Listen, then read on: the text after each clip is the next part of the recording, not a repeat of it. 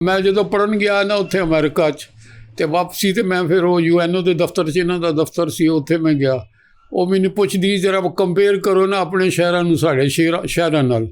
ਮੈਂ ਉਹਨੂੰ ਦੱਸਿਆ ਕਿ ਨਿਊਯਾਰਕ ਤੁਹਾਡਾ ਅਤੇ ਸਾਡੇ ਕਰਾਚੀ ਵਰਗਾ ਰੌਲਾ ਖੱਪ ਇਹਦੇ ਪਈ ਰਹਿੰਦੀ ਹੈ, ਅਤੇ ਜਿਹੜਾ ਤੁਹਾਡਾ ਵਾਸ਼ਿੰਗਟਨ DC ਉਹ ਸਾਡੇ ਇਸਲਾਮਾਬਾਦ ਵਰਗਾ, ਅਤੇ ਲਾਹੌਰ ਵਾਲਾ ਤੁਹਾਡੇ ਕੋਲ ਕੋਈ ਵੀ ਸ਼ਹਿਰ ਨਹੀਂ। ਉਹ ਕਹਿੰਦੀ ਬਾਕੀ ਮੈਂ ਕਰਾਚੀ ਰਹੀ ਹਾਂ ਅਤੇ ਲਾਹੌਰ ਜਿਹਾ ਕੋਈ ਸ਼ਹਿਰ ਦੁਨੀਆ ਦਾ ਹੋਰ ਸ਼ਹਿਰ ਕੋਈ ਨਹੀਂ। ਅੱਛਾ, ਹੁਣ ਇਹ ਸ਼ਹਿਰ ਜਿਹੜਾ ਹੈ ਇਹਦੀ ਤਾਰੀਖ ਸ਼ੁਰੂ ਦੀ ਬਿਲਕੁਲ ਗੁੰਮਨਾਮ ਹੈ। ਇਹ ਸ਼ਹਿਰ ਪਿੰਡ ਜਿਹੜਾ ਐਡਾ ਗੁਸਾਰਾ ਸ਼ੁਰੂ ਹੋਇਆ ਸੀ, ਔਰ ਮੈਂ ਆਪਣੀ ਤਹਿਕੀਕ ਦੇ ਮੁਤਾਬਕ ਇਸ ਸਮੇਂ ਪੱਖੀਵਾਸ ਜਿਹੜੇ ਓੜ ਹੁੰਦੇ ਨੇ ਉਹਨਾਂ ਦੇ ਦਰਿਆ ਦੇ ਕਿਨਾਰੇ 'ਤੇ ਆਪਣੇ ਉਹ ਝੁੱਗੀਆਂ ਪਾਈਆਂ, ਫਿਰ ਉਹਨਾਂ ਘਰ ਬਣਾ ਲਿਆ। ਜ਼ਿੰਦਗੀ ਇਨਸਾਨ ਦੀ ਉੱਥੇ ਫਲਰਿਸ਼ ਕਰਦੀ ਏ, ਪਨਪਦੀ ਏ, ਅੱਗੇ ਵੱਧਦੀ ਜਿੱਥੇ ਪਾਣੀ ਹੋਵੇ। ਜਿੱਥੇ ਪਾਣੀ ਨਹੀਂ ਹੋਵੇਗਾ ਉੱਥੇ ਖਾਣ ਲਈ ਕੁਝ ਨਹੀਂ ਲੱਭੇਗਾ, ਉੱਥੇ ਰਹਿਣ ਲਈ ਕੁਝ ਨਹੀਂ ਲੱਭੇਗਾ, ਉੱਥੇ ਘਰ ਕੋਈ ਨਹੀਂ ਬਣੇਗਾ। ਦੁਨੀਆ ਦੇ 2 ਸ਼ਹਿਰ ਸਾਡੇ ਇੱਥੇ ਪਾਕਿਸਤਾਨ ਵਿੱਚ ਨੇ, ਹੜੱਪਾ ਅਤੇ ਮੋਹਨਜੋਦੜੋ। ਹਾਂਜੀ, ਦੋਵੇਂ ਸਿੰਧ ਦੇ ਉੱਤੇ ਨੇ। ਨਹੀਂ, ਇੱਕ ਸਾਡਾ ਪੰਜਾਬ ਵਿੱਚ ਹੈ, ਇੱਕ ਸਿੰਧ ਵਿੱਚ ਹੈ, ਲੇਕਿਨ ਦੋਵੇਂ ਬਰਬਾਦ ਹੋਣ ਤੋਂ ਬਾਅਦ ਖਤਮ ਹੋ ਗਏ। ਲੇਕਿਨ ਦੁਨੀਆ ਦੇ 3 ਸ਼ਹਿਰ ਜਿਹੜੇ ਨੇ ਉਹ ਜਦੋਂ ਦੇ ਜੰਮੇ ਨੇ ਹੁਣ ਤੱਕ ਜ਼ਿੰਦਾ ਨੇ। ਉਹਨਾਂ 'ਚੋਂ ਇੱਕ ਸ਼ਹਿਰ ਜਿਹੜਾ ਹੈ ਉਹ ਸਾਡਾ ਲਾਹੌਰ ਹੈ। ਲਾਹੌਰ ਬਾਰ ਗਿਰਿਆ, ਇਹਦੇ 'ਤੇ ਬੜੇ ਹਮਲੇ ਹੋਏ ਨੇ, ਇੱਥੇ ਬੜੇ ਫਲੱਡ ਆਏ ਨੇ, ਲੇਕਿਨ ਲਾਹੌਰੀਏ ਬੜੇ ਪੱਕੇ ਨੇ। ਉਹ ਟਹਿ ਜਾਂਦਾ ਅਤੇ ਉਹਨਾਂ ਦੇ ਅਸਾਰ 'ਤੇ ਫਿਰ ਆਪਣਾ ਘਰ ਬਣਾਉਂਦੇ ਰਹੇ ਨੇ।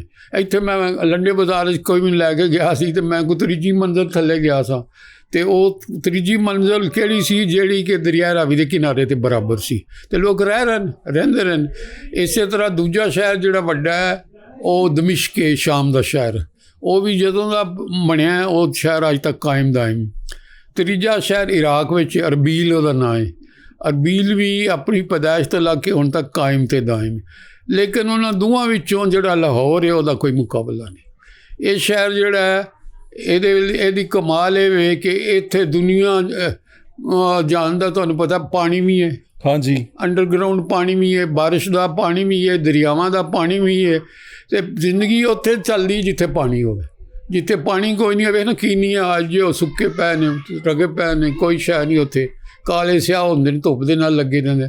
ਲੇਕਿਨ ਲਾਹੌਰ ਜਿਹੜਾ ਹੈ ਜਾਂ ਪੰਜਾਬ ਜਿਹੜਾ ਹੈ ਇਹ ਸਿਕੰਦਰ ਆਜ਼ਮ 4 ਸਦੀ ਕਬਲ ਮਸੀਹ 'ਚ ਆਇਆ ਸੀ, ਅਤੇ ਉਦੋਂ ਵੀ ਇਹਨੂੰ ਸੋਨੇ ਦੀ ਚਿੜੀਆ ਇਸ ਲਈ ਕਿਹਾ ਗਿਆ ਸੀ। ਤੁਹਾਨੂੰ ਇਹ ਕਿਸਾ ਲੱਗ ਰਿਹਾ ਕਿ ਅੱਜ ਅਸੀਂ ਬੈਠੇ ਹਾਂ ਅਤੇ ਗਲੀ ਦੇ ਬਾਹਰ ਗਲੀ ਹੈ ਅਤੇ ਅਸੀਂ ਅੰਦਰ ਬਹਿ ਕੇ ਪ੍ਰੋਗਰਾਮ ਕਰ ਰਹੇ ਹਾਂ ਲਾਹੌਰ ਸ਼ਹਿਰ ਦੇ ਅੰਦਰ। ਹਾਂਜੀ ਹਾਂ, ਅਤੇ ਉਹ ਉਸ ਵੇਲੇ ਵੀ ਇਹ ਇਲਾਕਾ ਜਿਹੜਾ ਸੀ ਸਰਸਬਜ਼ ਸੀ, ਸ਼ਾਦਾਬ ਸੀ, ਜ਼ਮੀਨਾਂ ਜ਼ਰਖੇਜ਼ ਸਨ, ਪਾਣੀ ਵਾਫਰ ਸੀ, ਖਾਣ ਪੀਣ ਲਈ ਹਰ ਸ਼ੈ ਇੱਥੇ ਹੁੰਦੀ ਸੀ। ਉਹ ਜਿਹੜਾ ਇੱਥੇ ਆਏ ਦੌੜ ਕੇ ਬਾਹਰੋਂ ਆਏ ਅਤੇ ਲਾਲਚ ਲਈ ਆਏ, ਲੇਕਿਨ ਜਿਹੜਾ ਇੱਥੇ ਆਇਆ ਉਹ ਫਿਰ ਮੁੜ ਕੇ ਵਾਪਸ ਨਹੀਂ ਗਿਆ। ਉਹ ਸ਼ੇਰ ਹੈਗਾ ਸੀ ਨਾ, ਜੀਵੇ ਸ਼ਹਿਰ ਲਾਹੌਰ, ਜੀਵਨ ਇਹਦੇ ਜੰਮੇ ਜਾਏ। ਉਹ ਤਾਂ ਕਹਾਵਤਾਂ ਵੀ ਬੜੀਆਂ ਨੇ। ਗਜ਼ਨਵੀ ਪੀਰੀਅਡ 'ਚ ਫਿਰ ਛੋਟਾ ਜਿਹਾ ਕਸਬਾ ਬਣ ਗਿਆ ਸੀ। ਗਜ਼ਨਵੀ ਪੀਰੀਅਡ ਦਾ ਇੱਕ ਬਹੁਤ ਵੱਡਾ ਸ਼ਾਇਰ ਲੋਕਲ ਹੈ, ਸੁਲੇਮਾਨ ਸਾਦ ਲਾਹੌਰੀ। ਅੱਛਾ, ਸੁਲੇਮਾਨ ਸਾਦ ਲਾਹੌਰੀ। ਉਹਨੇ ਇੱਕ ਨਜ਼ਮ ਲਿਖੀ ਹੈ, ਉਹਦਾ ਨਾਂ ਹੈ ਸ਼ਹਿਰ ਆਸ਼ੋਬ। ਸ਼ਹਿਰ ਸ਼ੋਬ ਵਿੱਚ ਉਹਨੇ 92 ਬੰਦ ਨੇ।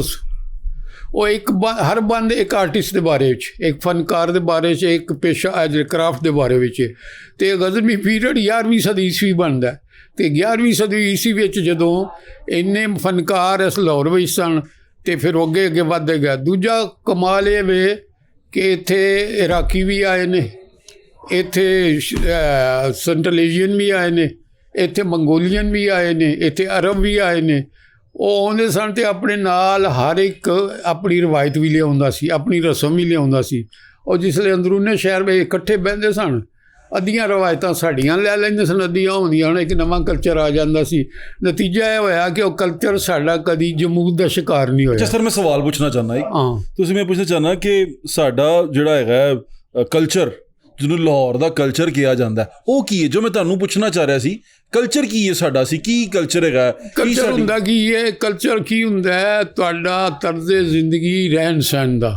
ਅਸੀਂ ਜ਼ਿੰਦਾ ਦਿਲਾਨੇ ਲਾਹੌਰ ਹੈਗੇ। ਜ਼ਿੰਦਾ ਦਿਲਾਂ ਤੋਂ ਇੱਕ ਪਹਿਲੂ ਹੈ ਨਾ, ਜ਼ਿੰਦਾ ਦਿਲਾਨੇ ਲਾਹੌਰ। ਉਹ ਤੇ ਆ ਜਾ, ਉਹ ਗੋਰੀਆ ਆ ਜਾ ਸੜਕ 'ਤੇ, ਉਹ ਪੁੱਛੇ ਮੈਂ ਜਾਣਾ ਫਲਾਣੇ ਥਾਂ, ਤਾਂ ਸਾਰੇ ਤੁਸੀਂ ਇਕੱਠੇ ਹੋ ਜਾਂਦੇ ਹੋ। ਜ਼ਿੰਦਾ ਦਿਲਾਨੇ ਲਾਹੌਰ ਦਾ ਕੀ ਹੁੰਦਾ? ਉਹ ਹਰ ਬੰਦਾ ਗਾਈਡ ਬਣ ਜਾਂਦਾ ਉਹਨਾਂ ਨੂੰ, ਚੱਲ ਮੈਂ ਤੈਨੂੰ ਵਿਖਾ ਦਿਆਂ। ਚਾਹ ਵੀ ਉਹਨੂੰ ਪਿਆਉਂਦੇ ਨੇ, ਸਾਰਾ ਕੁਝ ਕਰਦੇ ਨੇ। ਲੇਕਿਨ ਇਹ ਵੇ ਕਿ ਜ਼ਿੰਦਾ ਦਿਲਾਂ ਨੇ ਨਾ ਵੈਲਕਮ ਕੀਤਾ ਸਾਰੀ ਦੁਨੀਆ ਨੂੰ। ਇਹ ਵੈਲਕਮ ਕਰਦੇ ਨੇ, ਇਹਨਾਂ ਵਿੱਚ ਤਸੱਬ ਨਹੀਂ ਰਿਹਾ। ਇੰਨੀ ਲੰਮੀ ਤਾਰੀਖ ਅਸੀਂ ਪੜ੍ਹਦੇ ਹਾਂ ਨਾ, ਤੇ ਲਾਹੌਰ ਦੇ ਲੋਕਾਂ ਦੀ ਆਪਸ ਵਿੱਚ ਲੜਾਈਆਂ ਕੋਈ ਨਹੀਂ, ਇਹਨਾਂ ਦੇ ਆਪਸ ਵਿੱਚ ਫਸਾਦ ਕੋਈ ਨਹੀਂ। ਇਹ ਜਿਹੜਾ ਪੁਰਾਣਾ ਲਾਹੌਰ ਤੁਸੀਂ ਵੇਖੋਗੇ, ਉਹ ਐਡੀ ਨਹੀਂ ਗਲੀਆਂ ਉਹਨਾਂ ਕਿਉਂ ਰੱਖੀਆਂ ਸਨ, ਕਿਉਂਕਿ ਸਾਰੇ ਹਮਲਾਵਰ ਆਉਂਦੇ ਸਨ ਤੇ ਉਹਨੇ ਨਾਲ ਡਿੰਗਾ ਚੂਗਾ ਹੋ ਕੇ ਗੁਜ਼ਰੇਗਾ ਤੇ ਮਾਰਾਂਗੇ ਪੱਥਰ ਉੱਤੋਂ ਤਾਂ ਥੱਲੇ ਹੀ ਮਰ ਜਾਏਗਾ। ਇਸੇ ਤਰ੍ਹਾਂ ਪਾਣੀ ਕੋਈ ਨਹੀਂ ਸੀ ਹੁੰਦਾ। ਇਹ ਹੁਣ ਜਿਹੜਾ ਨਿਜ਼ਾਮ ਇਹ ਤਾਂ ਨਹੀਂ ਸੀ, ਖੂਹੀ ਦਾ ਇੱਕ ਪਾਣੀ ਹੁੰਦਾ ਸੀ, ਮਾਸ਼ਕੀ ਹੁੰਦਾ ਸੀ, ਉਹ ਮਸ਼ਕ ਭਰ ਕੇ ਇੱਕ ਸਵੇਰੇ ਦੇ ਜਾਂਦਾ ਸੀ, ਇੱਕ ਦੁਪਹਿਰ ਉੱਡ ਜਾਂਦਾ ਸੀ।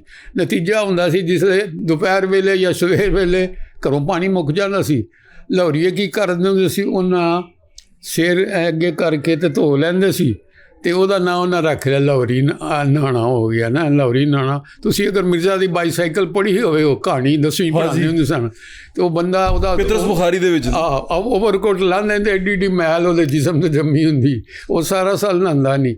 ਫਿਰ ਇਹਨਾਂ ਦੇ ਘਰ ਕੀ ਹੁੰਦੇ ਸਨ, ਲਾਹੌਰੀ ਨਹਾਣਾ ਕਿਹਨੂੰ ਕਹਿੰਦੇ ਨੇ? ਲਾਹੌਰੀ ਨਹਾਣਾ ਸਿਰ ਅੱਗੇ ਕਰਕੇ ਪਾਣੀ ਧੋ ਕੇ ਤੇ ਬਸ ਟੁਰ ਗਿਆ।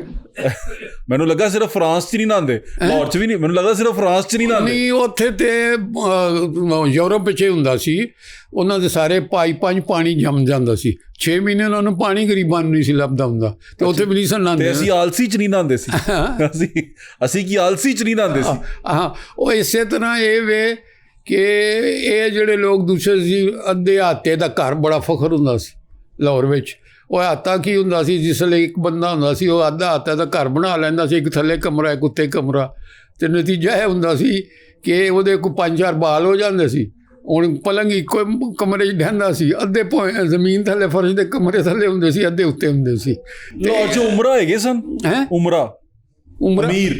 ਹਾਂ, ਬੜੀਆਂ ਹਵੇਲੀਆਂ ਮੁਗਲਾਂ ਦੇ ਦੌਰ 'ਤੇ ਬਹੁਤ ਜ਼ਿਆਦਾ ਬਣੀਆਂ ਨੇ। ਮਸਲੇ ਜਿਹੜਾ ਸਾਹ ਦੀ ਮੈਂ ਕਹਿਣਾ ਜਿਹੜਾ ਪਿਆ, ਗਜ਼ਨੀ ਪੀਰੀਅਡ ਦਾ ਇਹਦਾ ਮਾਲ ਸੀ ਬਹੁਤ ਵੱਡਾ ਇੱਥੇ। ਇਹਦੇ 3 ਇਮਾਮ ਵੀ ਸਨ ਆਪਣੇ। ਅੱਛਾ, ਮੈਂ ਇੱਕ ਸਵਾਲ ਪੁੱਛਣਾ ਚਾਹੁੰਦਾ, ਤੁਸੀਂ ਕਿ ਲਾਹੌਰੀਏ ਵੈਲਕਮਿੰਗ ਹੁੰਦੇ ਨੇ? ਲਾਹੌਰੀਏ ਵੈਲਕਮਿੰਗ ਸਨ, ਇਹਨਾਂ ਨੇ ਹਮੇਸ਼ਾ ਲੋਕਾਂ ਨੂੰ ਵੈਲਕਮ ਕੀਤਾ ਹੈ ਬਾਹਰੋਂ ਤੋਂ ਬਾਹਰੋਂ ਆ। ਲੇਕਿਨ ਕੁਛ ਲੋਕ ਇਹਨੂੰ ਮਨਫੀ ਉਹਦੇ 'ਚ ਵੀ ਲੈਂਦੇ ਨੇ, ਉਹ ਕਹਿੰਦੇ ਨੇ ਕਿ ਜੀ ਜਿਹੜਾ ਵੀ ਬਾਹਰੋਂ ਹਮਲਾਵਰ ਆਇਆ ਇਹਨਾਂ ਨੇ ਹੱਥ ਖੋਲ ਕੇ ਵੈਲਕਮ ਕਰਤਾ। ਪੰਜਾਬੀਆਂ ਬਾਰੇ ਕਹਿੰਦੇ ਨੇ ਨਾ, ਕੀ ਕਹਿੰਦੇ? ਪੰਜਾਬੀਆਂ ਤੇ ਇਲਜ਼ਾਮ ਲਾਉਂਦੇ ਨੇ ਜਿਹੜਾ ਹਮਲਾਵਰ ਬਾਹਰ ਆਉਂਦਾ ਉਹਨੂੰ ਅੱਗੇ ਉਂਗਲੀ ਫੜ ਕੇ ਦਿੱਲੀ ਤੇ ਲੈ ਜਾਂਦੇ ਨੇ। ਲੇਕਿਨ ਉਹਨਾਂ ਕਦੀ ਇਹ ਨਹੀਂ ਸੋਚਿਆ ਕਿ ਮਹਿਮੂਦ ਨੇ 17 ਹਮਲੇ ਕੀਤੇ ਨੇ ਤੇ ਉਹ ਕਿੰਨਾ ਡੱਕੇ ਨੇ ਪੰਜਾਬੀਆਂ। ਮਹਿਮੂਦ ਅੱਗੇ ਨਹੀਂ ਜਾ ਸਕਿਆ, ਫਿਰ ਆਖਰੀ ਹਮਲੇ ਵਿੱਚ ਗਿਆ ਉਹ ਅੱਗੇ ਜਾ ਕੇ।